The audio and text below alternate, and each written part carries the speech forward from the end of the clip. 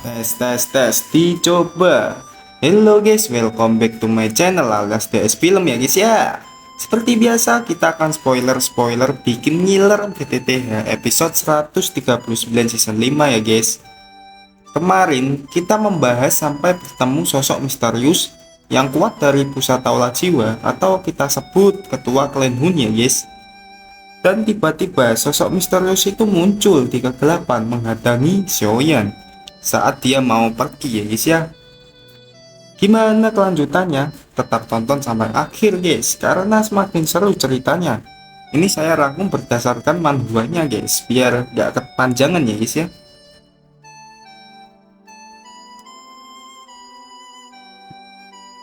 Dan jangan di skip guys, biar kalian gak gagal paham ya. Dan jangan lupa like dan subscribe, tekan tombol loncengnya agar kalian tidak ketinggalan spoiler tungguan menarik lainnya. Terima kasih yang sudah subscribe dan like. Semoga kalian diberi kesuksesan dan kemudahan dalam segala hal. Amin. Jangan banyak basa-basi, langsung kita ke cerita lanjutannya. PTTH episode 139 season 5. Let's go.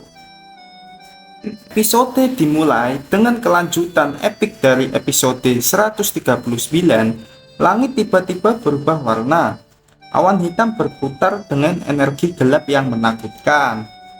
Xiaoyan menatap ke atas dengan ekspresi tegang. Sosok hitam perlahan terbentuk di antara awan gelap itu. Aura mengerikan menyelimuti seluruh area, membuat semua orang terdiam dalam ketakutan. Xiaoyan pun berkata dengan menggertakkan giginya, "Siapa kau?" Sosok misterius tuh, suara dalam dan menekan guys. Dia ngomongnya, "Takdirmu sudah ditentukan, Xiaoyan, kau tidak bisa lari dariku," kata sosok itu. Cahaya petir ungu berkumpul di tangan sosok itu, siap menghancurkan segalanya. Ledakan besar mengguncang tanah.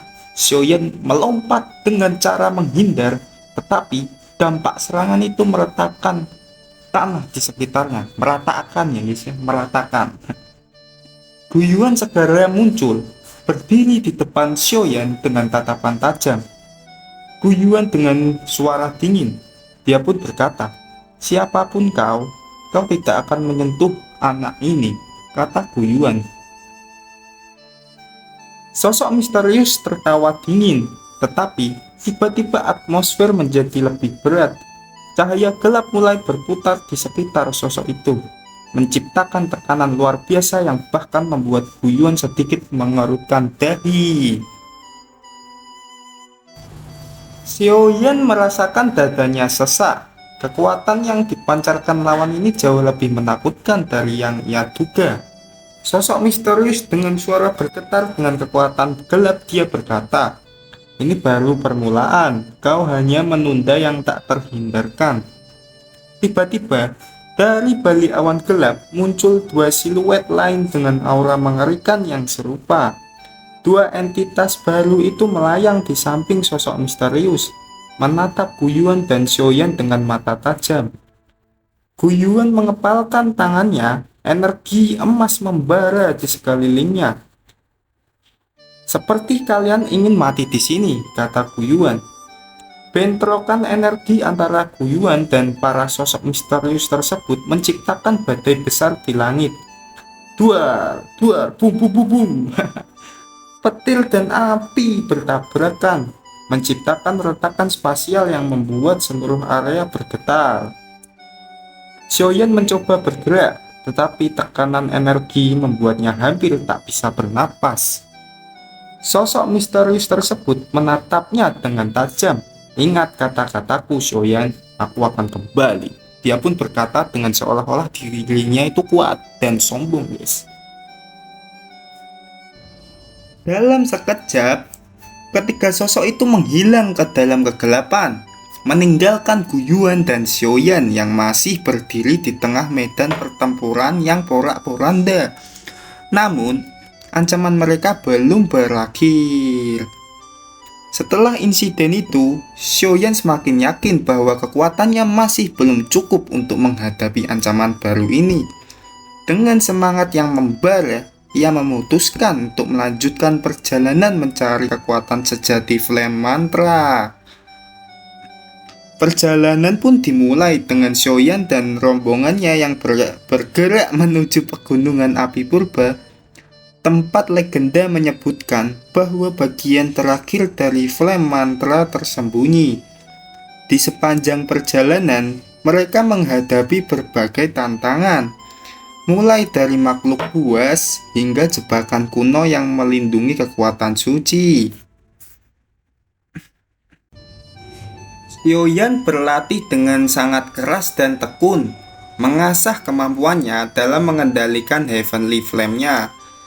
Setiap pertarungan membawanya lebih dekat ke pemahaman sejati tentang kekuatan yang ia miliki. Dan tiba-tiba Xiao Sun-er datang dengan suara lembut. "Xiaoyan, aku tahu kamu akan berhasil. Aku percaya padamu." Gila, sejoli ini bikin kita iri ya guys ya. Aduh, Dek Sun-er yang secantik rembulan. Aduh, mana lagi ya guys ya, disemangati ayang. Xiaoyan tersenyum tipis, matanya penuh tekad. "Aku tidak akan mengecewakan kalian semua. Aku akan menjadi lebih kuat," kata Xiaoyan. Dan tiba-tiba mereka disergap oleh kelompok pemburu harta yang mengincar peta peninggalan Flame Mantra. Pertarungan sengit pun terjadi di tengah hutan terbakar, dengan Xiaoyan dan teman-temannya menghadapi musuh tangguh yang tak segan-segan membunuh mereka demi harta karun tersebut. Dengan kerjasama yang hebat, mereka berhasil mengalahkan para pemburu, tetapi petunjuk baru tentang Flame Mantra masih penuh misteri. Mereka harus bergerak cepat, karena ancaman dari aula jiwa terus membayangi mereka. Saat tiba di gerbang pegunungan api purba, mereka menemukan bahwa area tersebut dikunci dengan segel kuno. Xiaoyan harus menguraikan rahasia segel tersebut menggunakan energi Heavenly Flame miliknya. Tetapi segel itu mulai bereaksi, menciptakan medan energi yang menyedot kekuatan mereka. Di markas rahasia Aula Jiwa, Hun Tiandi merencanakan langkah berikutnya untuk menaklukkan dunia Douqi. Ruangan gelap dipenuhi oleh api biru yang berkelap-kelip, menciptakan suasana mengerikan. Beberapa petinggi Aula Jiwa berkumpul, menunggu perintah dari pemimpin mereka. Ya, Hun Tiandi ini pemimpin mereka guys, yang sangat jahat itu ya guys ya.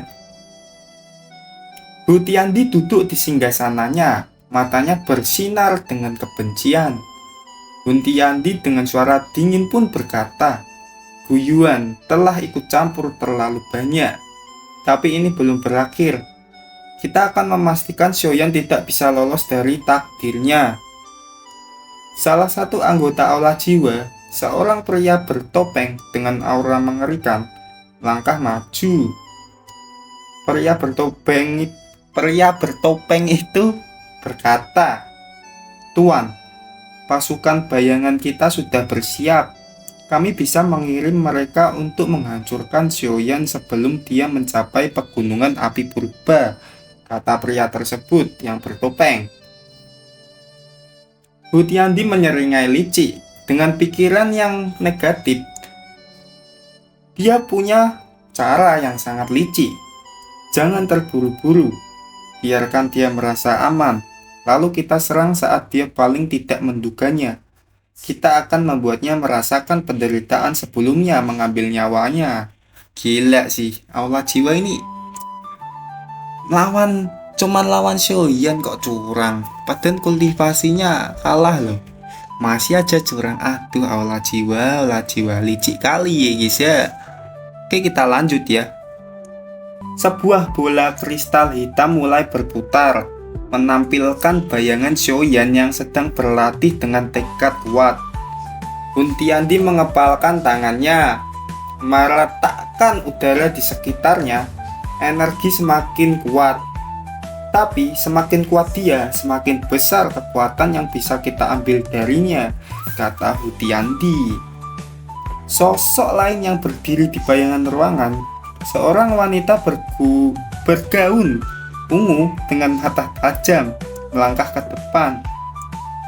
Wanita misterius itu berkata, "Jika kau mengizinkan aku sendiri yang akan mengawasi pergerakannya, aku punya cara untuk membuatnya tunduk tanpa perlawanan," kata wanita misterius tersebut.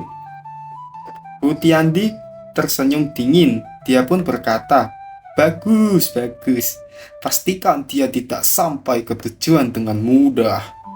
Gunakan segala cara untuk menguji sejauh mana batasnya," kata Hutiandi dengan sombongnya, guys.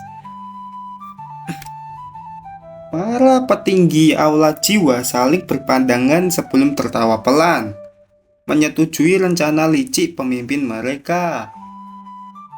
Nya pun bersambung ke episode selanjutnya. Gimana guys, seru gak guys? Apa kurang panjang? Ini gua rangkum guys biar gak kepanjangan ya guys ya. Kalau kalian minta durasinya dipanjangin, komen di bawah ya guys ya. Nanti gua buatin. Intinya kalian harus paham aja dari gua omongin ini, yang intinya aja. Dan kesimpulannya yang paling penting guys, 1. Ancaman baru muncul di langit, memberikan peringatan kepada Xiaoyan. Itu yang pertama. Kedua, Xiaoyan memulai perjalanan untuk menemukan kekuatan sejati Flame Mantra. 3. Soul Hall atau Aula Jiwa menyiapkan rencana licik untuk menangkap Xiaoyan. Keempat, pertarungan sengit menanti di episode selanjutnya guys. Apa yang akan terjadi selanjutnya? Kita nantikan di BTTH episode 140 guys. Oke, gimana kalian? Kepo kan? Aduh guys, gimana ini Xiaoyan ya guys ya? Diincar sama aula jiwa, jadi buronan aja. Kayak ya guys ya, kayak buronan ya cok. Padahal yang jahat siapa? Masa klan aula jiwa rame-rame nggak bisa nangkap bocah ingusan seperti Xiaoyan sih? Padahal kultivasinya kalah jauh loh guys. Lemah aula jiwa, bot. Jangan gitu guys. Xiaoyan ini bos, gila. Gimana kelanjutan episode selanjutnya? Penasaran kan? Jangan kemana-mana, tetap stay di channel ini. Akan saya lanjutkan ceritanya ya guys ya. Ingat guys, yang gua omong tadi ya guys ya, kalau kurang panjang durasinya gua panjangin, nanti kalian di komen aja guys yang kalau kalian pengen panjangin ya. Oke, terima kasih yang sudah menonton. Jangan lupa like, komen, dan subscribe. Ditekan tombol loncengnya agar tidak ketinggalan video-video spoiler menarik lainnya. Oke guys, saya DS Film pamit. Bye bye, see you next time.